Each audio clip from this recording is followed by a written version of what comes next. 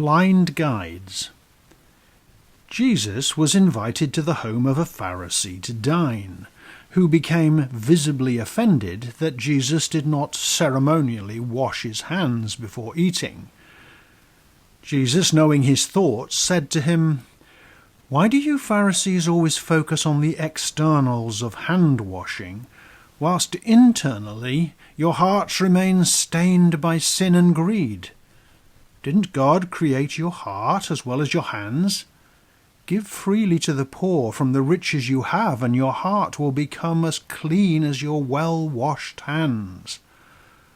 God is not pleased with you when you make a performance of scrupulously giving away 1/10 of your herbs and spices, whilst simultaneously looking for ways to avoid acting justly. You strain out gnats while swallowing camels. Simply be kind and generous. Nor is God pleased with your carefully crafted oaths that you have no intention of keeping. You are hypocrites and blind guides, leading the people astray. God is not pleased with your seeking of the highest seats in the synagogue, even as you cheat widows out of their homes. Likewise, he is not pleased with the public flattery you seek in your well-dressed piety. All such earthly praise will ultimately fade, and you will be forgotten, like an unmarked grave that is trodden underfoot. You Pharisees and experts in the law are skilled at interpreting the rules, but then don't obey what you teach.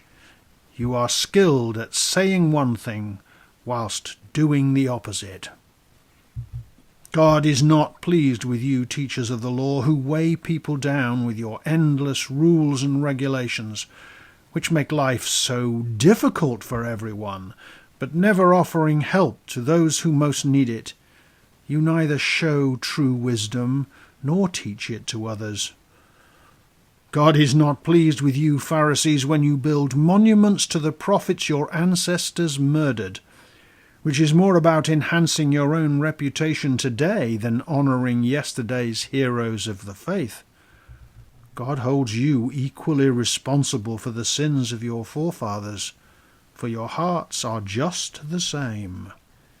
God knows that you are like the grand tombs you so admire, gleaming white on the outside, but full of bones and death on the inside, externally law-abiding and pious, but internally full of deceit and sin. Neither you Pharisees nor you experts in the law merit the title of teacher. Don't you know you have but one teacher, the Messiah, and one Father, our Father in heaven? The greatest anyone can be is a servant of all, and those who consider themselves better than the rest will be brought low. Jerusalem, Jerusalem, how often have I wanted to gather you to myself, but you always refuse me. But the time of your ruin is fast approaching, and you will not see me again until the words, "Blessed is he who comes in the name of the Lord," resound within your walls. As Jesus left, both the Pharisees and the teachers of the law continued to bombard him with questions, trying to catch him out so that they could publicly discredit him. Scrupulous and principled upon each minor point of law, fastidious and faithful, yet heartless to the poor, the paragons of piety who seek the highest seat, yet will not lift one finger for the beggar in the street, blind guides who steal the key of life and will not enter in, yet hinder those who seek to find the end to all their sin. And so the woes and foolishness of man's religious plight still fail to grasp the heart of God that's hidden in full sight.